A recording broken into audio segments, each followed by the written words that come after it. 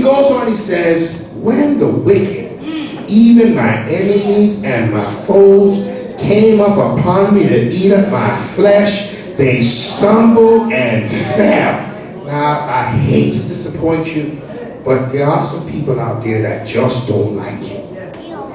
You have some people on your job that don't like you just because you want to do the right thing.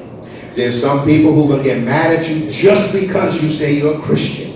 Let's not get twisted and think that we're all nice and living in the sweet land. Somebody don't want you to prosper. Somebody is disappointed when they see your business doing well. Somebody wants you to lose every client you got.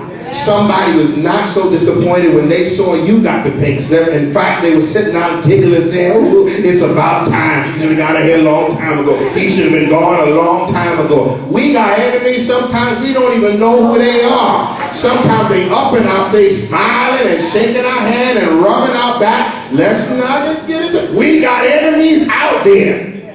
But the Bible says that when the wicked, even my enemies, came upon me to eat up my flesh, they stumbled and fell.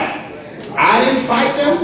I didn't put up my dukes and hit them out. I didn't catch them.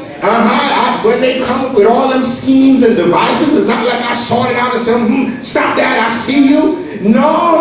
It says in the midst of their planning, they will stumble and fall. Sometimes you don't even know how many of your enemies have already fallen to the wayside. They've been cooking and scheming against you, and you were minding your own business, didn't know that that thing was just about to take you out, but because God is on your side, they stumbled and fell. They fell in their own trap. They were ensnared by their own devices. I need God on my side, because once he's on my side, I don't care what enemy comes, because he's not strong like God. I don't care if it's the enemy. Even he can't compare to God. I must have God on my side, because once I'm on his side, you can come against me, but you're going to stumble and fall. And the sad part is sometimes it's even people up in the church. If you can't say amen, somebody say ouch. Ouch.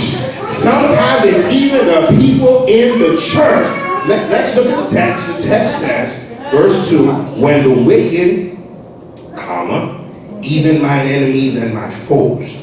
Now in original Hebrew, they don't have commas. Right? So they put commas in for a little clarity. And then if you have a Bible like mine, that word even should be in italics, which means that's not in the original Hebrew text, but they insert that in there just to bring clarity to the text. So it's when the wicked, those are people who don't acknowledge God. Those are the evildoers. So he's already acknowledged them. When the wicked come against me. But then he says, even my enemies and my foes. Because sometimes even people who name the name of Christ will come up against you in the wrong way. Even people up in the church will come with all kinds of schemes and devices to get you down. Even in the church. Let's take a look at the life of David. Who was David running from?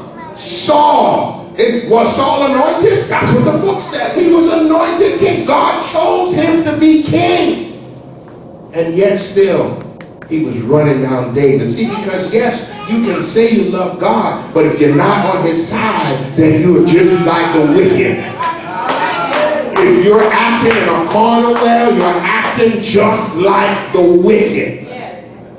You can have two people who say they're Christians on two opposite sides of the streets fighting, both saying God is on my side. Y'all going to hell because God is over here. Oh no, I don't know who you think you are. God is over here.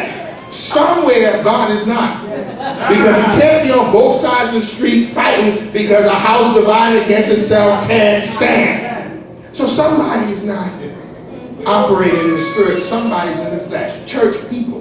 Now, I'm going to confess something to you that happened to me years ago. I think I shared this story already about Reverend Gentle and I. He had me out on the beach side one time. He was doing a bathroom. And I remember the cement truck came up, and this bathroom was in the back of the house, and the cement truck could only come to the front. So we had to get wheelbarrows we have to walk out there and put the cement in the wheelbarrow, walk through the grass with this wheelbarrow cement. You know, the first trip was cute because I've never done that before. Second trip it was good. Third, fourth. The sixth trip I was starting to get a little tired. I said, oh my goodness.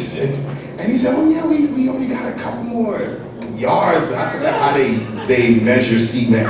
Woo! And I said, oh, we got almost finished. Oh no, we got quite a bit more to go. And I said, oh God, I can't do this.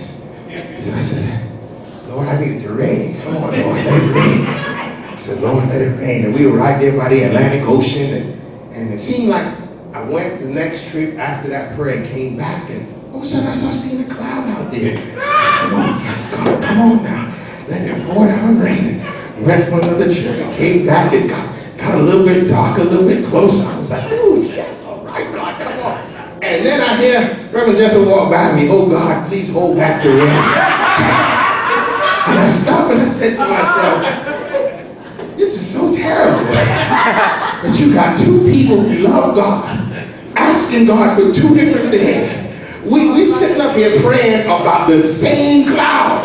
I'm praying it in, he's praying it out. And I stopped and I said, somebody's in the flesh here. And I had to confess it was me. So I said, all right, Lord, I repent, I'm sorry. And it seemed like on that it seemed like the very next trip after I acknowledged that I was in the flesh, somehow that cloud disappeared. Against that project where money was involved and he was going to pay me that same day. You could say I was the enemy and the foe against. But the Lord stamped that down quickly. So sometimes even when we love God, if we're on the wrong side, we need to be careful because even we too can end up stumbling and falling. That's why we need to be on God's side.